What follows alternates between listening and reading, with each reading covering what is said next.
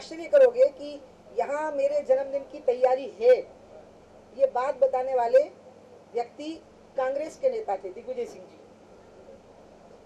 वो मुझे railway station पर ही मिले कल, और उन्होंने मुझे स्वयं आकर के बधाई दी। मैं चढ़ रही थी तो वो अपने डिब्बे से उतरे, आए, मुझे बधाई दी। फिर मैंने कहा आप तो बड़े भाई हैं, आशीर्वाद दीजिए। तो उन्होंने आशीर्वाद दिया मुझे, मेरे सिर पे हाथ रख के। फिर मैंने उनसे पूछा कि आपको पता कैसे लगा है कि कल मेरा जन्मदिन है? तो उन्होंने कहा अरे तुम्हें नहीं पता, तुम्हारे बड़े बड़े होर्डिंग लगे हुए हैं भोपाल में। पीर गेट पे जब पहुंची तो पहले से उनको पता था कि आज मैं दर्शन करने जरूर आऊंगी, तो वहाँ बहुत अभूतपूर्व स्वागत किया उन लोगों ने। लेकिन ये प्रायोजित नहीं है। प्रायोजित एक ही चीज है कि आज प्रेस कॉन्फ्रेंस बुलाई है मैंने, और जनशक्ति के लोग जो भारतीय जनता पार्टी से अलग जनशक्ति में चले गए थे वो अभी तक मिल नहीं पाए मुझे मेरे उपाध्यक्ष होने के बाद। तो आज मैंने उनको कहा कि आप आ जाओ। ये दो चीजें ऐसी हैं जो मेरी स्वेच्छा से और मेरी जानकारी से हुई। एक दुखद घटना कल हुई है, तो इसलिए इसके बाद मैंने कहा है कि बाकी के कार्यक्रमों का स्वरूप बदल दूं।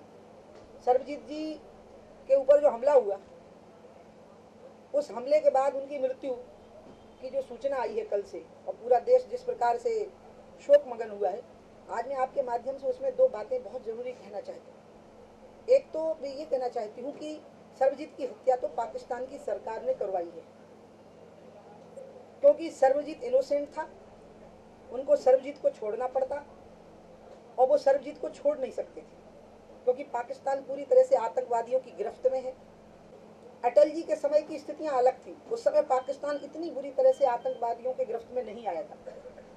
लेकिन इन 10-15 सालों में जो पाकिस्तानी गतिविधियां बढ़ी हैं, आतंकवादी गतिविधियां बढ़ी हैं, और उनकी अड्डेबाजी बढ़ती गई है पाकिस्तान में, इसलिए पाकिस्तान तो एक प्रकार से आतंकवादियों का सबसे सुरक्षित अभयारण्य है।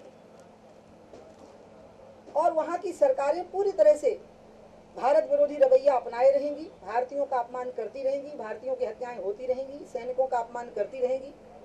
वहां के राजनीतिक दल, वहां के शासक आतंकवादियों के इशारे पर काम करते हैं। हमें पाकिस्तान से किसी भी अच्छे रुख की अपेक्षा करनी ही नहीं, और हमें सर्वजीत की घटना से सबक सीखना है कि हमारे पाकिस्तान से क्या संबंध होने चाहिए। अच्छे संबंध एक तरफा हो ही नहीं सकते, दो तरफा होते हैं। तो हम अच्छे संबंधों के पूरे प्रयास करेंगे, और उनकी तरफ से तो ऐसे ही प्रयास होंगे। तो ऐसी स्थिति में भारत सरकार को तय करना है कि क्या हमें अपनी सेनाओं का मनोबल गिराना है, क्या हमें अपने नागरिकों का मनोबल गिराना है। और जैसा कि राजनाथ सिंह जी ने कहा है कि भारत सरकार इस संदर्भ में जो कार्रवाई करेगी, भारतीय जनता पार्टी सरकार के साथ रहेगी। सर्वजीत की घटना का एक दूसरा हिस्सा है मेरी आप लोगों के माध्यम से भी अपील जहां तक पहुंच सके, कि भारतीय जेलों में जो पाकिस्तानी कैदी हैं उनकी सुरक्षा की तुरंत व्यवस्था कर देनी चाहिए। क्योंकि अभी जम्मू में एक घटना मैंने सुना अभी घट गई है, और भी भारतीय जेलों में पाकिस्तानी कैदी हैं। उनके साथ कानून जो कार्यवाही करे वो करे, लेकिन जेल के अंदर जो लोग हैं उनकी तरफ से उनको कोई खतरा नहीं होना चाहिए, क्योंकि प्रतिक्रिया और आक्रोश स्वाभाविक है। लेकिन हमें पूर्ण सुरक्षा करनी है, और पाकिस्तान को अगर हमें सबक सिखाना है तो कैदियों के माध्यम से नहीं सिखाना है। पाकिस्तान को सबक सिखाने के लिए भारत सरकार, भारत की मिलिट्री, BSF सब सक्षम है। खाली भारत सरकार को अपनी इच्छा शक्ति को जगाना है, और डरना है इस बात से कि हमें देश के सम्मान की ज्यादा चिंता करना है, पाकिस्तान से नहीं डरना है। हमें इससे डरना है कि हमें देश के सम्मान की, देश के मनोबल की चिंता ज्यादा करना है। मुझे ऐसा लग रहा है कि पाकिस्तान से जो अब मैं तीसरी बात कहूंगी, जो बहुत मेरी दृष्टि में बहुत चिंता का विषय है, वो यह है कि पाकिस्तान के साथ जो हमारे संबंध हैं, उन संबंधों के स्वरूप को तय करने में कहीं वोट बैंक की राजनीति हमारे दिमाग में काम करती है, अल्पसंख्यकवाद की राजनीति कहीं काम करती है। पाकिस्तान के प्रति नरम रवैया अपनाएंगे और पाकिस्तान के प्रति दोस्ताना रवैया अपनाए रहेंगे, तो इससे हमारा भारत में एक वोट बैंक सुनिश्चित होगा।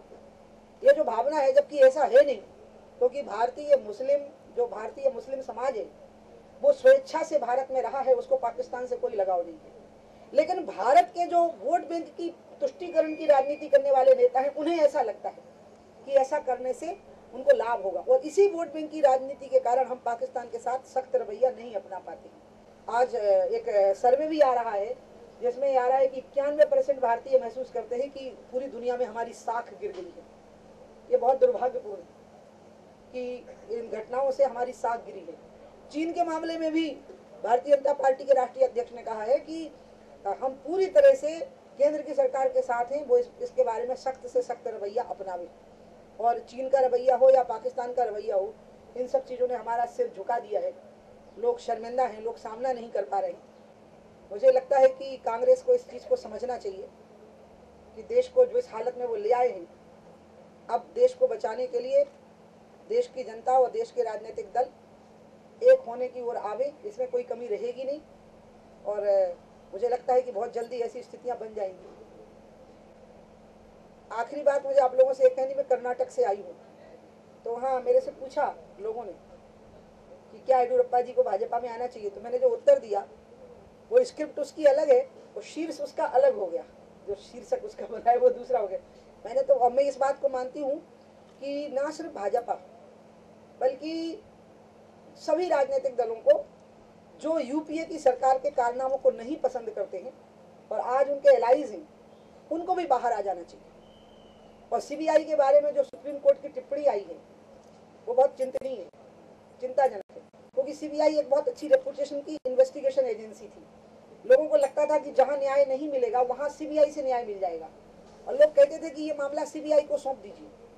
लेकिन अब मुझे लग रहा है कि सीबीआई एक खिलौना बन गई लोगों को डराने का। जैसे बच्चों के हाथ में कभी रिवॉल्वर आ जाए, अब वो हाथ में पकड़ लें और घर के लोगों के सामने तान दें, और अविवेकी व्यक्ति के हाथ में रिवॉल्वर आ गई है, यानी उसका विवेक भी काम नहीं कर रहा है, एक बालक के हाथ में आ गई है। लगभग ऐसी स्थितियां हैं। और मैं ये बात इसलिए कह रही हूँ क्योंकि अब मैं अपनी बात खत्म करूँ इसके साथ में कि मनमोहन सिंह जी कहते हैं कि मुझे कुछ नहीं मालूम। भ्रष्टाचार के मामलों में तो अधिकतर उन्होंने ये कह दिया कि ये हुआ नहीं, और अगर हुआ तो मुझे नहीं मालूम था। मैं केंद्र में मंत्री रही हूँ, कोई भी निर्णय जब कैबिनेट में होता है तो वो प्रधानमंत्री के पूरे सेक्रेटरीट के, उनके खुद के कैबिनेट सेक्रेटरी भी वहाँ बैठे होते हैं, उनके प्रिंसिपल सेक्रेटरी भी वहाँ होते हैं। और जब कोई भी इंपॉर्टेंट डिसीजन होता है, छोटा बड़ा किसी भी मंत्रालय का, तो प्रधानमंत्री का मंत्रालय पूरी ब्रीफिंग करता है उसकी प्रधानमंत्री जी को, उसके बाद वो कैबिनेट में अप्रूवल के लिए आता है।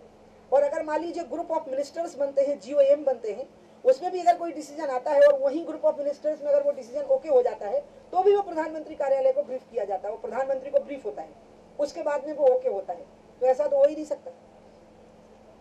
और इसलिए मैं ये कह सकती हूँ कि बच्चा अगर कहे कि मुझे नहीं मालूम तो उसके भोलेपन पे हम फिदा हो सकते हैं, लेकिन अगर प्रधानमंत्री कह दे कि जो जो घटनाएं घटी हैं या तो हुई नहीं है और अगर हुई तो मुझे नहीं मालूम, तो ये देश के लिए बहुत घातक है।